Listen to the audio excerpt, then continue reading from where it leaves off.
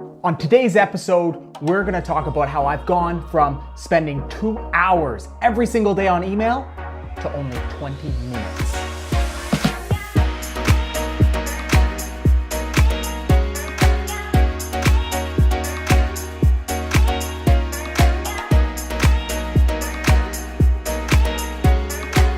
Hey everyone, welcome to another episode of the Steele Entrepreneur Show. This is episode 33, and it is just me, myself, and I, and Danny.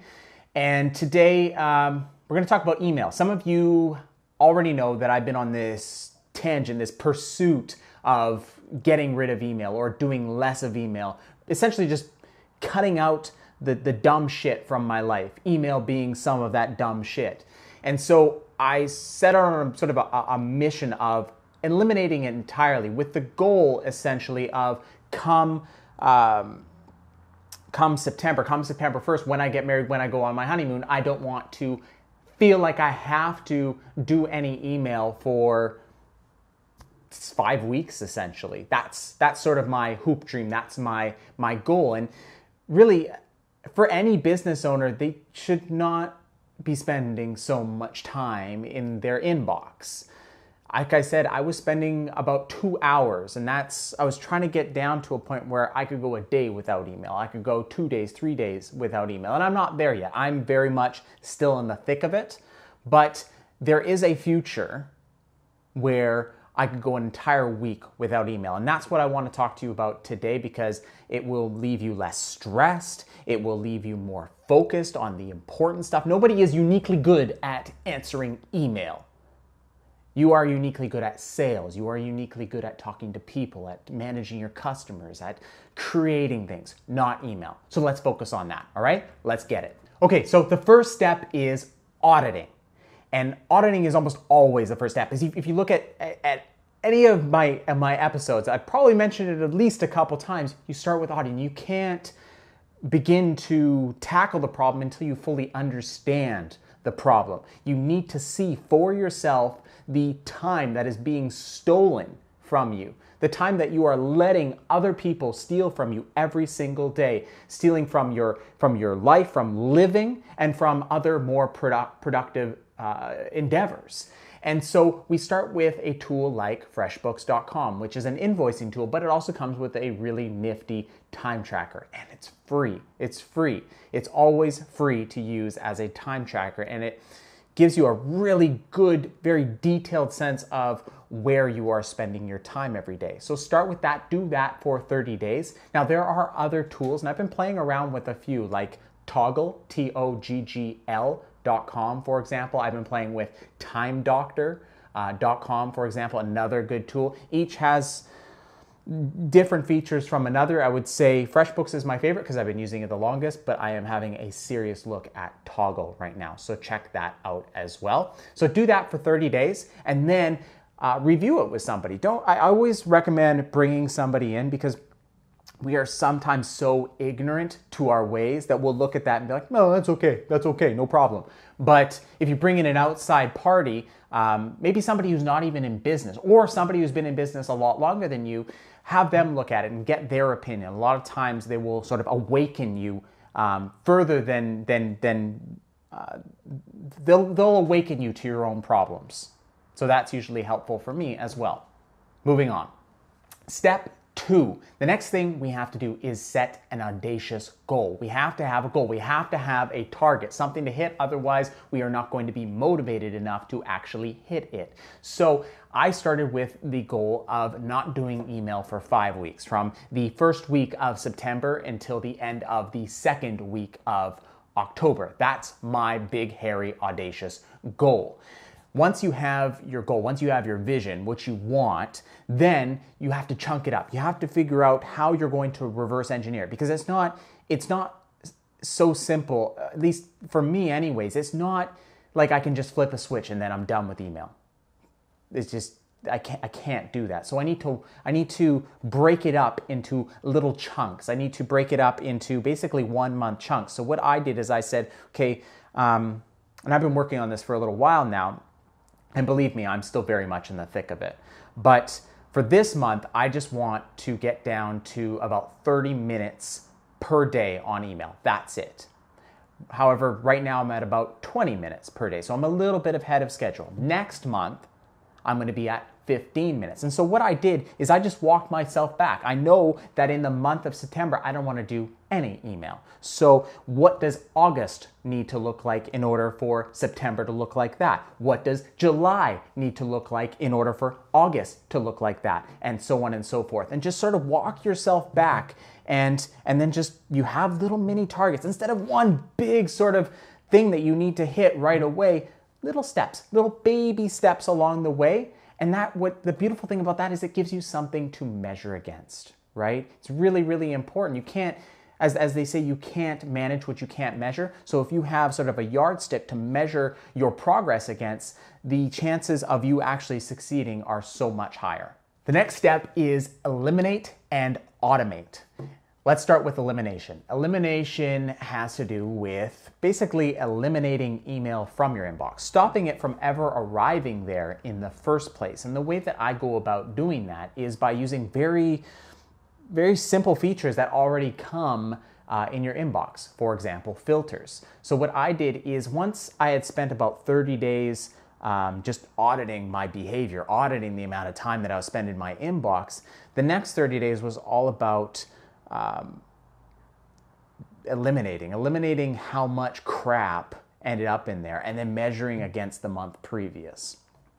And so I started with filters, and basically the way filters work is you essentially create rules. You create rules for senders, for example, or create rules for subjects, so the subject of the emails that are coming in. I prefer senders. And so as stuff was coming in, I just made it a habit of applying rules to each one of these senders. So I use Gmail, for example. I would just checkbox, filter. And then I would set the filter rules to always go to archive. Now that means that it's not deleted, it's still there. So if, Brian Dean, for example, whom I really enjoy reading his blog, but I don't need to see his emails all the time. If I feel like I want to read his blog, I'm just going to go to his blog, or I'll just perform a search and I will find it in my archive. It's still there, it's not deleted, it's just out of my face. It's no longer distracting me. So that's sort of the first sort of thing I do. Then there's just basic shit like unsubscribing from emails. Like make that a habit. And it's a tough habit to make because it's just that little bit of time. But think about how much time, how many fewer distractions you're going to have overall once we're all done this, right? And I know I'm experiencing it right now. It's a beautiful thing. There is software that will help you accomplish this. You don't have to do it one by one, although that's a great way to do it.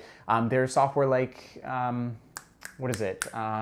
Unroll.me, and it'll basically just sort of figure out what it is you are subscribed to by going through your inbox, I believe, and then you can just sort of check the box which ones you want to unsubscribe for, click the unsubscribe button, done, over. You won't receive email from these people again.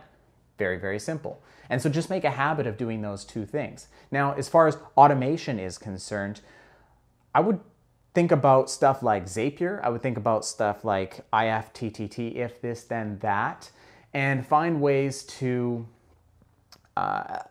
maybe not eliminate, but automate those particular pieces of email. So if it comes from X, you know that particular email is for your development team, or that particular piece of email is for your design team, or whatever it is. And so you create sort of an if this then that, or a Zapier integration between Gmail and say Slack if you use Slack, and then it goes to that email goes to your dev channel, and so everybody is sort of notified when that comes in, and you don't have to deal with it. Everybody knows it's there. You don't need to know it's there because you don't need to deal with it. You're not the developer, you're not the designer, right? So little integrations with Zapier, IFTTT, and just, another thing that I spend a lot of time telling people to try is Slack. That's been a huge, I cannot even remember a time without Slack anymore. But let me tell you, it was my team communicating via Skype, which wasn't great because it didn't really have a lot of the channel type functionalities. It didn't have any of the integrations that we now use. What it was a past with tons of emails. And it's no good. It's just no good. So spend some time eliminating and spend some time automating in no particular order. Do both at the same time and do that for about 30 days. And then after you're done that, measure against. Look at how many emails you received previous. Like take like a little, in week, say, I don't know, 4 or week 4 of your auditing, take an average. How many emails did you receive a week? Divide it by 7. Take that. Then in week 4, 8, 9, do the same thing. Average, divide by 7, and then compare it. You will be astounded how much less email you are receiving, and then you're going to start to see how much less time you are spending in your inbox. Step 4, documentation. I always, whenever I'm trying to accomplish something, whenever I'm starting to do something for the first time, I always document it because I know that it's not going to be something that I'm going to do forever. And when I decide to hand it off, I want to make sure that I have all that sort of intellectual property, if you will, that experience that I've gathered in the last, whatever time I've been doing this particular task. I want to have that on paper so that I can hand that over to somebody and they can take over for me and they don't have to relearn everything I've already relearned. So keeping good documentation is absolutely key. And so what I did is I essentially created what I call a big motherfucking FAQ. And it's just a Google Doc, and I basically, when I was putting this together, I was reading the 4-Hour Workweek by Tim Ferriss, and he has this wonderful little template for delegating your email. And it starts again with sort of this documentation thing. It starts with putting together an FAQ that will be handy for whomever you decide to delegate your email to in the future, like an assistant, for example, or a virtual assistant, for example. And so that's what I did. What I did was I started with things like just logins. They're going to need to know what the logins to my email. Otherwise, you could set them up as like, I don't know, an admin on your email account or something like that. There's a couple options there that I've played with. But logins, what you use each email address for, and then just a little bit of context. Like it's really important to provide them with context into who you are and how you manage your inbox. Into when you wake up in the morning, when you go to bed in the morning, when do you generally check email, all that kind of stuff. That's what I put in this documentation. And following that is just sort of an FAQ that over sort of a 30-day-ish period, and you could probably group all these together, or at least group the automation and elimination together with the documentation. But I separated them. I did, like I said, 90 days of auditing, or 30 days of auditing, then 30 days of the elimination and automation, and then I did 30 days of the documentation. And so I created just sort of an FAQ as I went along. As emails came in and I was deciding, okay, what am I going to do with these? And as I was answering them, I would say, okay, well, emails from Christian. What do you do when you get an email from Christian? Question mark. Then I typed out what I did, right? So that whomever I delegate this to doesn't have to ask me that question. They know exactly what to do. Now, there will be questions, mind you, but we'll get to that right after. But for now, just document what you are doing. Create sort of a little process for them. Let them know when it is that you want them to reply, 11 a.m., 4 p.m., for example. Give them sort of a sense of how you want them to reply. Little things like that. That's how I document. And it is a big honkin' 5-page document at this point. And now what I have my assistant doing at this point is she's adding as she's going. So as she asks me a question when she doesn't know what to do, she then goes to that documentation and then types out, what do I do with this? Adam said to do blah, blah, blah, blah, blah. And so now she's kind of self-learning, self-teaching, and I am becoming less and less and less involved, which is the goal, right? So let's move on to the next step. The final step is delegation. And you probably are saying to yourself, oh, fuck, he's talking about an assistant. I don't have the money for an assistant. I don't know where to find an assistant. I don't know how much an assistant costs. I don't need another personality to manage, et cetera, et cetera, et cetera. Well, it's not that difficult. And frankly, it's not that fancy. It sounds fancy, but it just really isn't. And if you've read The 4-Hour Workweek, then I don't have to convince you of this. But if you haven't, I certainly encourage you to, because he does a phenomenal job of explaining where you can get virtual assistants. They don't have to be local necessarily. You can find somebody in India, in the Philippines, etc., and pay them $4, $5, $6, $7, $10 an hour to do the same job that you would find somebody, locally, and have to pay them $15, $17, $20 an hour, and they'll do the same job or close to, and that's fine. That can be sort of your first step. And there's lots of services out there that will help connect you with somebody who meets your needs. So you don't have to worry about that or feel like it's this big step.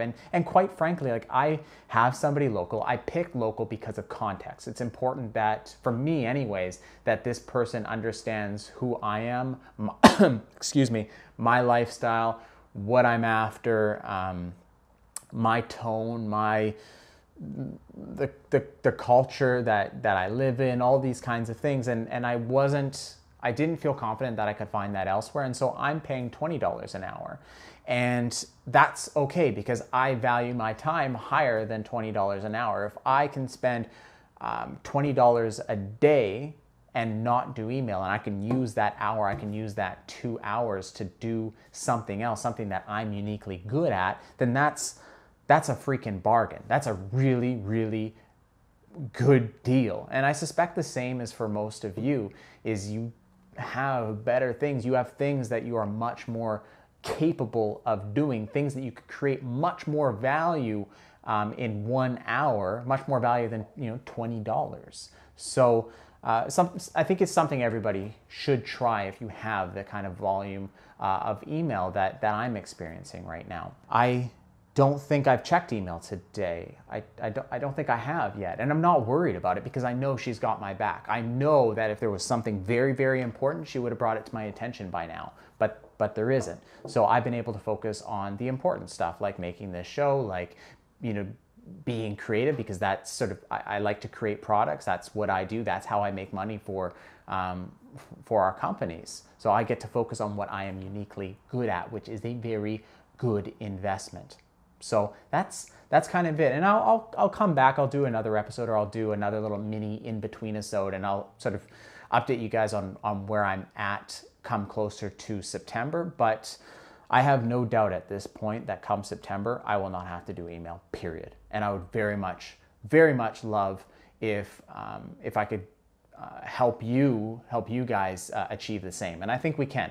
In fact, I have a ton of email. Ton email. Most people should be able to delegate and do, take some of these steps that I've shared with you today, and have a great level of success. If you have any questions, again, like I said, I'm figuring it out myself, but I will happily share any of the experience I've had so far. I've even got, like I said, I've created this big motherfucking FAQ, and I will very happily share that with you guys. And